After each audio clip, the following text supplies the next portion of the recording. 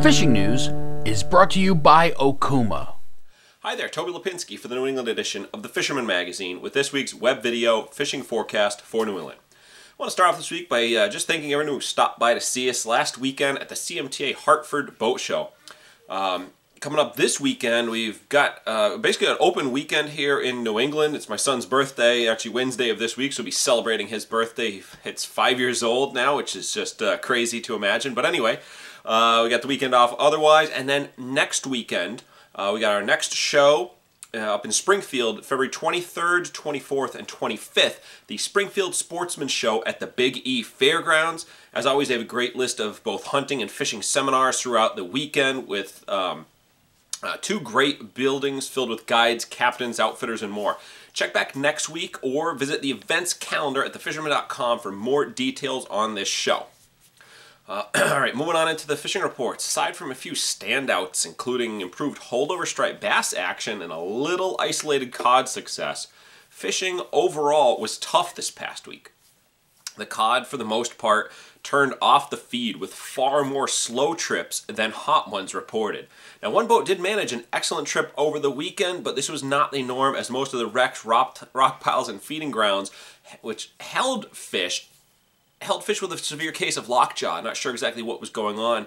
All the boats really did a lot of prospecting last week, bouncing around. Like I said, there was that one boat that did get onto some fish willing to feed, but overall it was just tough, slow conditions with a fish here and a fish there being found. The rains of last week really got the larger tidal rivers flowing, and as expected, the local striped bass populations really turned on, with fish in excess of 40 inches being reported. The action was found in several rivers, not just the Housatonic, which continues to see the majority of the fishing pressure, so don't get locked into fishing the same spot as everyone else. And if you're looking to get in on this fishery, or how to do it, learn some really hot tips here, be sure to check out the March issue of the Fisherman magazine, which will include, among other things, a great feature article from one of our field editors, Patrick Vogt, on targeting holdover striped bass in New England, as well as how to find some of your own hot spots over the winter months. Now, that issue hits newsstands next week, so be sure to keep on the lookout for it.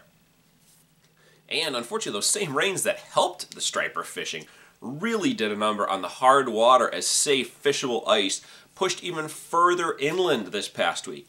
Much of the ice we had been holding onto in southern New England is now gone, or most of those lakes have open water around the edges or some of the larger expanses. There's obviously a few isolated fishable spots holding out, but unless you're willing to travel a bit further north and inland, you're not going to find widespread fishable ice.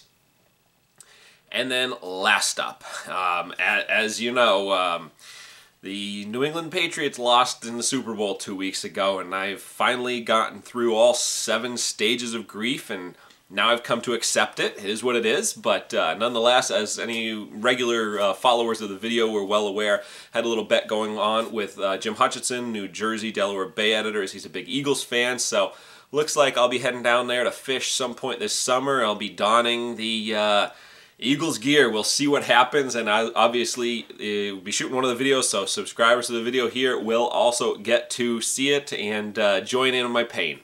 But nonetheless, if you do plan to head out and fish this weekend, be sure to start off your trip by visiting thefisherman.com. The fishing news is brought to you by Okuma.